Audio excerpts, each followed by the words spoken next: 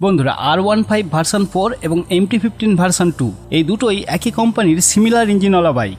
আর এখনকার ইয়াং ছেলেমেয়েদের পছন্দের লিস্টের প্রথমে থাকে এই দুটো বাইক। কিন্তু সমস্যা হলো বাইক কেনার আগে অনেকে কনফিউজ হয়ে যায় যে এই দুটোর মধ্যে তাদের আসলে কোনটা নেওয়া উচিত। হ্যাঁ, লুক তো ম্যাটার করে, যে লুক অনুযায়ী যার যেটা পছন্দ, কিন্তু লুক ছাড়াও এই দুটোর মধ্যে কিছু টেকনিক্যাল পার্থক্যও আছে। এই দুটো বাইক অ্যাকচুয়ালি দুটো পারপাসের জন্য তৈরি, তাই আপনার প্রয়োজন অনুযায়ী এই দুটোর মধ্যে কোনটা নেওয়াটা বেস্ট হবে সেই ব্যাপারে সম্পূর্ণরূপে এই ভিডিওতে জানবো। এই ভিডিওটি সম্পূর্ণ আপনি দেখে নিলে আপনি 100% বুঝে যাবেন যে আপনার চাহিদা অনুযায়ী এই দুটোর মধ্যে আসলে কোনটা নেওয়া উচিত আপনার, বা বলতে পারেন R15 ভার্সন 4 এবং MT15 এর মধ্যে আসল পার্থক্যটা কি। R15 এবং MT15 এই দুটোর মধ্যে একদম সেম ইঞ্জিন লাগানো আছে। এদের মধ্যে সবথেকে মেন পার্থক্য হলো দুটোর ক্যাটাগরি আলাদা। R15 ভার্সন 4টা স্পোর্টস ক্যাটাগরির বাইক। স্পোর্টস মানে তো আমরা সবাই জানি যে খেলাধুলাকে ইংরেজিতে স্পোর্টস বলা হয়, তাই বাইক নিয়ে যে খেলা হয়, মানে বাইক নিয়ে যে রেস হয়, সেই সেম ডিজাইনের বাইক এই R15 ভার্সন 4। আর MT15 বাইকটি হলো নেকেড ক্যাটাগরির বাইক। নেকেডের বাংলা অর্থ হলো উলঙ্গ। এই ক্যাটাগরির বাইকে তত বেশি টিয়ারিং থাকে না, যার ফলে এটাকে উলঙ্গ দেখায় বলে এটাকে নেকেড বাইক বলা হয়। এখানে MT15-এর MTর মানে হলো মাস্টার অফ টর্ক। এই শব্দটা ভালোভাবে মনে রাখবেন, আমি পরে গিয়ে বলছি MT15কে মাস্টার অফ টর্ক কেন বলা হয়। তার আগে দেখে নেওয়া যাক এই দুটো বাইকের মধ্যে ইঞ্জিন স্পেসিফিকেশনে কী কী পার্থক্য আছে।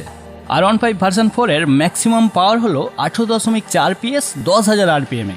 MT15-এরও ম্যাক্সিমাম পাওয়ার 18.4 PS 10,000 RPM-এ, মানে পাওয়ার দুজনেরই সমান।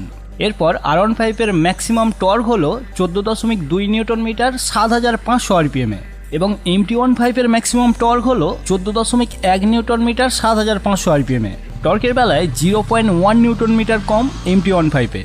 আপনি যদি ইঞ্জিনের এই পাওয়ার, টর্ক, RPM এগুলো কি ভালোভাবে না বুঝে থাকেন, তাহলে এই নিয়ে আমার একটা ভিডিও আছে, ভিডিওর লিঙ্ক ডেসক্রিপশানে আছে, এটা দেখার পর ওটা গিয়ে দেখতে পারেন।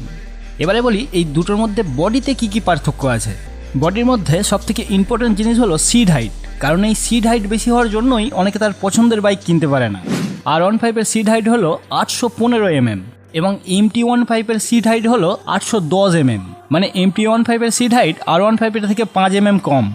আপনার হাইট যদি 5 ফুট 5 ইঞ্চির উপরে হয় তাহলে আপনি R15-এ যেতে পারেন, আর আপনার হাইট যদি 5 ফুট 4 বা 3 এরকম হয় তাহলে R15 হ্যান্ডেল করা আপনার কাছে একটু কঠিন হতে পারে।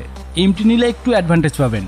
এছাড়া R15-এর ওজন হলো 142 কেজি এবং MT15-এর ওজন হলো 139 কেজি, 3 কেজি হালকা MT15 R15-এর থেকে, তাই এখানেও কম হাইটের লোকেরা একটু অ্যাডভান্টেজ পাবেন।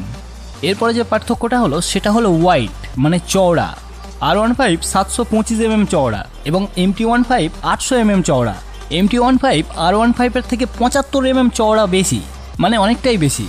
চওড়ার কথা আমি এই জন্যই বলছি, অনেকেই আছে অনেক সরু গলির ভিতরে বাইক রাখে, যেখানে হয়তো বেশি চওড়া বাইক ঢোকানো সম্ভব নয়, তাই এদিক থেকে R15-এ অ্যাডভান্টেজ রয়েছে, মানে R15 MT থেকে অনেক সরু গলিতে ঢুকে যেতে পারবে। এরপরে যদি টায়ার এবং ব্রেকিং সিস্টেমের কথা বলি, তাহলে টায়ার সাইজ দুজনেরই সেম, যেটা হলো সামনে 100/80 এবং পিছনে 140/70 রেডিয়াল টায়ার। এবার ব্রেকের কথা বললে দুজনেরই ডিসের সাইজ সমান, সামনে 282 mm এবং পিছনে 220 mm। কিন্তু R15-এ ডুয়াল চ্যানেল ABS ব্যবহার করা হয়েছে, মানে সামনের চাকাতেও ABS এবং পিছনের চাকাতেও ABS।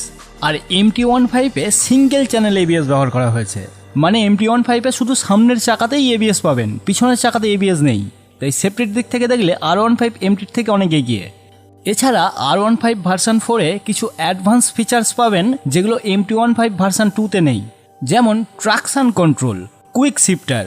এগুলো আপনি R15 ভার্সন 4-এ পাবেন, কিন্তু MT15-এ পাবেন না। এগুলো কিভাবে কাজ করে এই নিয়েও আমার ভিডিও আছে, তাই সেগুলো না দেখে থাকলে এই ভিডিওর পরে গিয়ে দেখতে পারেন, ডেসক্রিপশানে লিঙ্ক রয়েছে।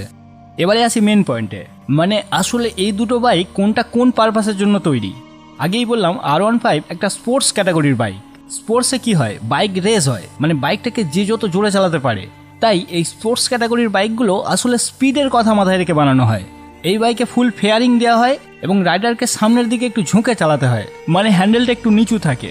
এই বাইকগুলোতে এরকম করার পিছনে কারণ হলো এটা করে যতটা সম্ভব বাতাসের বাধাকে কাটানো হয়। যদি ফেয়ারিং না থাকতো কি হতো, অনেক গতিতে গিয়ে বাতাস বাইকের উপরে বাধা প্রাপ্ত করতো, কিন্তু এই ফেয়ারিংটা দিলে অনেক পরিমাণে বাতাসকে সাইড দিয়ে কাটিয়ে বার করা যায়। আর হ্যান্ডেলটা নিচু এই জন্য থাকে, রাইডার যদি সমান হয়ে বসে চালায় তাহলে অনেক গতিতে গিয়ে রাইডারের বুকেও তো প্রচুর পরিমাণে বাতাস বাঁধবে, যার ফলে বাইকের স্পিডও কিছুটা স্লো হয়ে যাবে। তাই হ্যান্ডেলটা নিচু করে দিলে মানে রাইডার যদি একটু ঝুঁকে বসে তাহলে রাইডারের মাথার উপর দিয়ে বাতাসটা অনেকটা কেটে চলে যাবে। এই জন্যই স্পোর্টস বাইকগুলো এরকম অদ্ভুত ডিজাইন করা হয়। আর ওই বাতাস কাটাতে গিয়ে রাইডারের কমফোর্টও কমে যায়। মানে এই স্পোর্টস বাইক নিয়ে অনেকটা লং রাইড করলে বা খারাপ রাস্তা দিয়ে চালালে আপনার হাত কোমর ব্যথা হয়ে যাবে। তাই R15 ভার্সন 4 আপনি তখনই কিনবেন যখন আপনি বাইকটা কম চালানোর জন্য কিনবেন। মানে ধরুন আপনি শখে একটু আধটু বাইক চালান এবং একটু স্পিডে চালাতে পছন্দ করেন। কারণ R15 এবং MT-15 একই ইঞ্জিনের একই পাওয়ারফুল বাইক হলেও R15 এর এই ফেয়ারিং এবং হ্যান্ডেল বারটা নিচু হওয়ার জন্য R15 এর টপ স্পিড MT-15 এর থেকে অনেকটাই বেশি। এবারে যদি MT-15 এর কথা বলি তাহলে MT-15 বাইকটা আসলে স্টান্ট করার বাইক। আপনি যদি বাইকের স্পিড না পছন্দ করে বাইকে একটু আধটু স্টান্ট করতে পছন্দ করেন তাহলে MT-15 আপনার জন্য বেস্ট বাইক। স্টান্ট করার জন্য বাইকের টপ স্পিড বেশি লাগে না, স্টান্ট করার জন্য বাইকের টর্ক বেশি লাগে। এখন আপনি হয়তো বলবেন যে R15 এর থেকে MT-15 এ 0.1 নিউটন মিটার টর্ক কম, তাহলে কিভাবে এটা স্টান্ট বাইক হয়? দেখুন, সমস্ত ঘূর্ণীয়মান বস্তুর একটা টর্ক হয়। মানে কোনো ঘূর্ণীয়মান বস্তু কতটা শক্তি নিয়ে ঘুরছে সেটাকেই টর্ক বলা হয়। কতটা স্পিডে ঘুরছে বা কতটা গতি নিয়ে ঘুরছে সেটাকে টর্ক বলা হয় না, কতটা শক্তি নিয়ে ঘুরছে সেটাই হলো টর্ক।